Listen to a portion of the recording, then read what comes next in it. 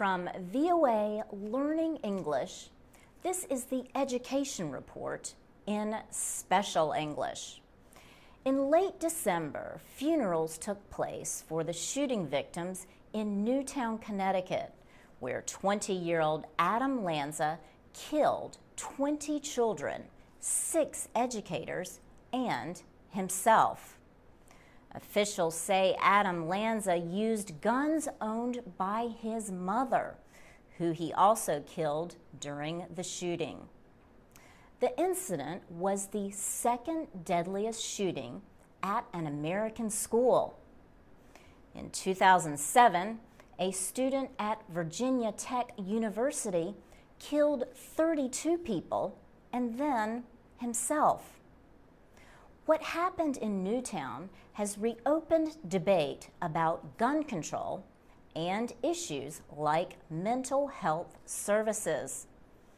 President Obama spoke at a memorial service in the town. He said he will use whatever power he has to prevent more tragedies like the one at Sandy Hook. He named Vice President Joe Biden to lead a team to develop proposals to reduce gun violence. But days earlier, another community not far away regained a school in a story of hope and renewal. Flooding from Hurricane Sandy nearly destroyed St. Camilla's School in the Rockaway area of Queens in New York City. The Catholic school stands just a short distance from the Atlantic Ocean. For 6 weeks, more than 200 students and teachers went to another school while St. Camilla's was being repaired. But the reopening of the school on December 10th was a victory for the community. School Secretary Carrie Montero says the message from Hurricane Sandy is clearest in many recent acts of kindness. She said people from Connecticut, California, and Brooklyn, New York all offered help. For VOA Learning English, I'm Laura. This is the VOA Special English Education Report. There are schools of fish and there are schools for fishermen. The Cod Academy is a year-long program in Maine, one of the New England states in the American Northeast. The academy is new. The idea is to train current or former ocean-going fishermen to become fish farmers. Sebastian Bell is director of the Maine Aquaculture Association. That group launched the Cod Academy with the University of Maine and other partners. Mr. Bell says the academy teaches all about managing a floating farm. One of the things we've been teaching the students is how to feed the fish and not overfeed the fish, he says. You want to give them enough feed and not waste any. The students practice at 8 fish pens about 1.5 kilometers from shore. These circular pens are 50 meters wide and covered with netting to keep out seabirds. Each one holds as many as 50,000 cod. A partner in the academy, Great Bay Aquaculture of New Hampshire, operates this fish farm. Most of the cod will become someone's meal somewhere in the world. Bill Thompson is 59 years old. He served in the Navy and worked as a commercial fisherman. He says the Cod Academy made him a believer in fish farming. Even if the wild stocks came back to their fullest capacity, they still wouldn't be able to feed the world. So I think this is the way of the future. He and his son were among the first 4 students who graduated in August. Like any business, fish farming has financial risks. Program Director Sebastian Bell says students have to develop a marketing and business plan before they can graduate. Graduates can receive financial assistance from the Maine Aquaculture Association to start their own cod farm. But they will be expected to raise about half the money toward any project. Mr. Bell says the Cod Academy is based on programs to retrain displaced herring and tuna fishermen in Norway and Japan. These government-sponsored programs started more than 30 years ago. He says, "It's never been done before in America, and we're trying to see if it's a model that has some potential." Maine had just 1 commercial cod farm when the students graduated last month, but Mr. Bell hopes things will change. It's a native fish to Maine. The growing conditions in Maine are very good for cod, and it's kind of a natural choice for us as a state. For VOA Special English, I'm Alex Villarreal. From VOA Learning English, this is the Education Report. Today, we hear expert suggestions for academic writing. Jennifer Ahern Dodson is an assistant professor of the Practice in Writing Studies at Duke University in North Carolina.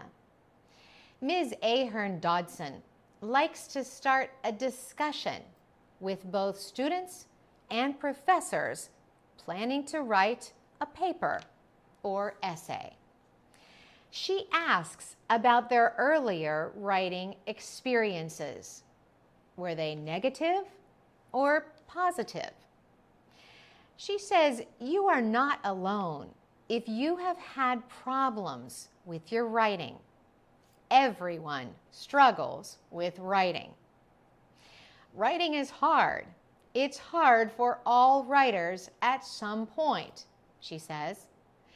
And at some point, you are going to hit a roadblock, she adds. She advises to think about earlier experiences. When the writing is going well, what was happening? When the writing was not going well, what was happening? She says most people's negative writing experiences happened because a very specific formula or page limit was required. Another problem can arise when the need to do well on a paper is extremely important. Anxiety, she says, can make it harder to get the writing done. Ms. Ahern Dodson says when writing comes easily, the writers believe they have something important to say. She advises asking yourself questions. What insights can you bring to your paper? Why does this subject matter? What is the importance? For whom is it meaningful? Who will be reading it? You can ease writing by placing your attention on what you have to offer. That, says Ms. Ahern Dodson, is an important change for all writers. For VOA Learning English, I'm Carolyn Presutti. This is the VOA Special English Education Report. America's recession ended in June of 2009, but recovery has been slow.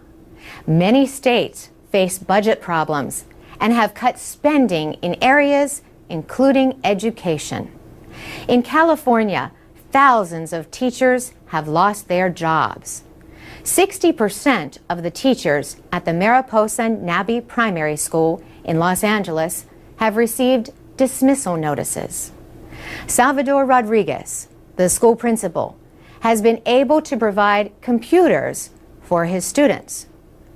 We have to keep going and make it the best year possible with all these changes, he says. But fewer teachers mean bigger classes at his school. Mr. Rodriguez says there used to be 20 students to a teacher. By next year, he expects nearly 30 students in a class. Fewer teachers also mean less individual attention. Teachers say this is true, especially in schools with large immigrant populations, where English is not the first language of many students. Los Angeles has been the nation's second largest public school system after New York City.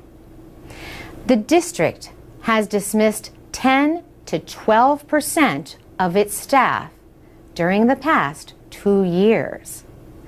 John Deasy, the head of the Los Angeles Unified School District, says about half of those laid off were teachers. An education professor at the University of California, Los Angeles, John Rogers, says other states have also laid off teachers. But he says the situation in California is worse because the state was already facing a budget deficit before the recession. Also, California was spending less per student than the national average. Primary and secondary schools in California receive most of their funding from the state government. A.J. Duffy is president of the United Teachers Los Angeles Union. Mr. Duffy says the amount of funding each year depends on the economy. He says in the past 2.5 to 3 years, we've lost $20 billion in funding for public education. Superintendent John Deasy says the jobs of school librarians and nurses are also being cut. And he expects more changes if the state budget does not improve, like closing or combining schools. Most California school districts have already reduced the number of days per year that students must attend classes. Other states are also talking about shortening the school year to save money. For VOA Special English, I'm Carolyn Presutti. For more education news and for English teaching activities, go to voaspecialenglish.com. This is the VOA Special English Education Report. 2 new studies have investigated why fewer females, compared to males, study and work in the so-called STEM subjects in the United States. Those subjects are science, technology, engineering, and mathematics. The American Association of University Women examined existing research. Its report, called Why So Few, also suggested ways to interest more girls and women in the STEM fields. The researchers found that cultural and environmental factors make a difference. Researcher Christiane Colbert says more boys than girls score very high on math tests in most countries. She says Iceland and Thailand are exceptions. In those countries, more girls than boys scored above the 99th percentile in math. The other study was carried out by the Campos Company for the Bayer Corporation in the United States. It asked more than 1,000 women and minority members of the American Chemical Society about their experiences. 77% said not enough women and minorities are working in STEM professions today. This is because they were not identified or urged to study those subjects in school. Bayer USA Executive Director Rebecca Lucor says its study produced results similar to the AAUW research. She says the survey showed there is still a lot of work to be done. Rebecca Lucor notes that students say their interest in science begins before the age of 11. So it is important to have science programs for students in elementary school. Why is it so important for girls and women to be involved in science? Christiane Corbett has one answer. She says increasing diversity in professions leads to better products and better science. Expanding and developing this science and engineering workforce is important for the nation's productivity and competitiveness. Rebecca Lucor says scientific professions need more and better workers. She says all citizens should understand science, and she says it is important for everyone in the workforce to be able to think creatively, work in teams, and adapt to change. And that's the VOA Special English Education Report. Is science a popular field of study for girls in your country?